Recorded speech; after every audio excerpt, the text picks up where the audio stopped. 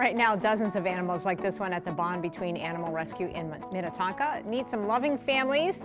Tonight, a special invite to open your heart and maybe your home to our furry friends. Rachel Mayrose is the executive director at Bond Between.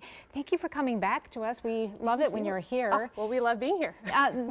We're here kind of in a dire situation, though. You have a lot of animals in the well, they don't live in the shelter, they live in foster homes, but you have a lot of animals waiting to be adopted. Yes, we do, and it's crazy. This spring we've seen a lot more animals sitting and waiting a longer amount of time. Both these babies have been waiting over a month to find their forever homes, and they're both just really nice, ready-made dogs. Look at that sweetheart. That's Thomas right there. This is Thomas. Thomas is about 6 months old.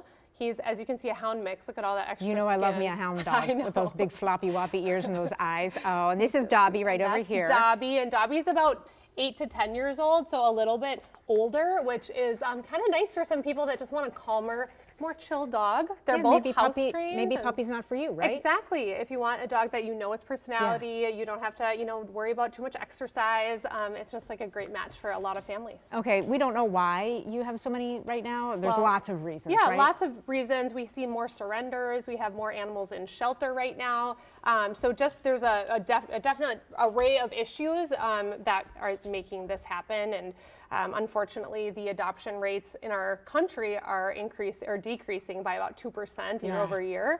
And so we're really hoping to find families that are ready to open their homes and hearts to another dog and or cat. So you're trying to make this process more inclusive, right? Just everyone's welcome. Exactly. I think for a long time there was this preconceived notion that rescues are judgmental and it's really hard. I've heard it's harder to adopt a kid than a dog. And so we just kind of want to say that's not true. We want everybody who has love in their heart for an animal to have an animal. And we have a lot of social services to help people afford to own an animal as well. And the nice thing about what you guys do is you can foster, you don't have to adopt, you can, and it's free to foster, right? It's free. It's free. It's a great way to kind of test run having an animal at your home. If you're ready for a first dog, a second dog, a cat, foster first. It's free. We pay for everything. We give you the crate, the food, the toys. And so we just urge people that are thinking about getting an animal to try fostering first.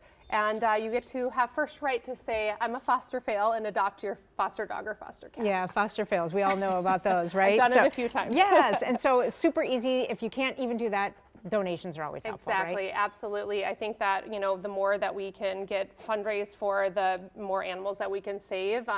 We get a lot of calls from local emergency vets and shelters when we're there's dogs that have medical issues or behavioral issues, and we can say yes because of donations from the public. Awesome. So, Thomas? And Dobby. Dobby? Yes.